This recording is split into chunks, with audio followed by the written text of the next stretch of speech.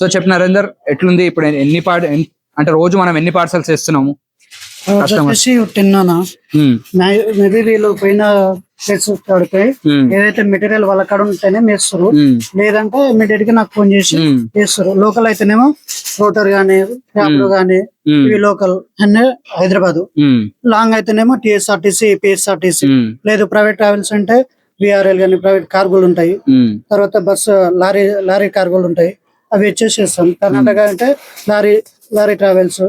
తర్వాత ఏపీకి అయితే బస్సు ట్రావెల్స్, కావేరి గానీ, అవును ఇప్పుడు మన కడపకి విఆర్సీఆర్ ట్రావెల్స్ గానీ ఇలాంటి ప్రైవేట్ ట్రావెల్స్ ఉన్నాయి. గవర్నమెంట్ అయితే ఏపీఎస్ఆర్టీసీ అంటే కొన్ని ప్లేసెస్ చేంజ్ అవుతాయి, కొంచెం లేట్ అవుతుంది.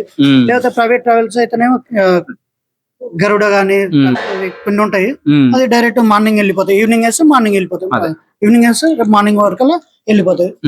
వీళ్ళు ఫోన్ చేస్తారు, వేయించుకోమంటారు, అంటే సెట్ చేసుకుంటారు, వీడియో కాల్ సెట్ చేసుకుంటారు. లేదు అది కూడా కావాలంటే మళ్ళీ నెక్స్ట్ డే మన వాళ్ళని పంపిస్తారు. సో ఇదండి నార్మల్ గా మా సర్వీస్ టీమ్ అనేది ఇంత స్ట్రాంగ్ ఉండడం వల్లనే ఏవిఆర్ ఈ రోజు ఈ స్టేజ్ లో ఉంది. ఎందుకంటే మిషన్స్ ఎవరైనా సెల్ చేస్తారు, మార్కెట్ లో చాలా మంది మిషన్స్ సెల్ చేసే వాళ్ళు ఉన్నారు. సెల్ చేసిన తర్వాత ఫోన్లు ఎత్తారు, అంటే అది వాళ్ళ మిస్టేక్ కాదు. ఇప్పుడు వీళ్ళు కస్టమర్స్ కూడా ఏంటంటే వాళ్ళు తక్కువ రేట్కి ఇస్తున్నారని వెళ్తారో తీసుకుంటారు, అయిపోద్ది. సో వాళ్ళు తీసుకున్న రేట్ కి వాళ్ళకి వచ్చే సర్వీస్ అదే. ఎందుకంటే వాళ్ళు అక్కడ టెక్నీషియన్స్ ని పెట్టుకోవాలి, క్వాలిటీ మెయింటైన్ చేయాలి, అంతా అంటే ఆ రేట్ లో వాళ్ళు ఇవ్వలేరు. సో మీరు ఎప్పుడైనా ఒక ప్రోడక్ట్ తక్కువ రేట్కి వస్తుందంటే దాంతో నెగిటివ్స్ ఏమున్నాయో కూడా చూసుకోండి.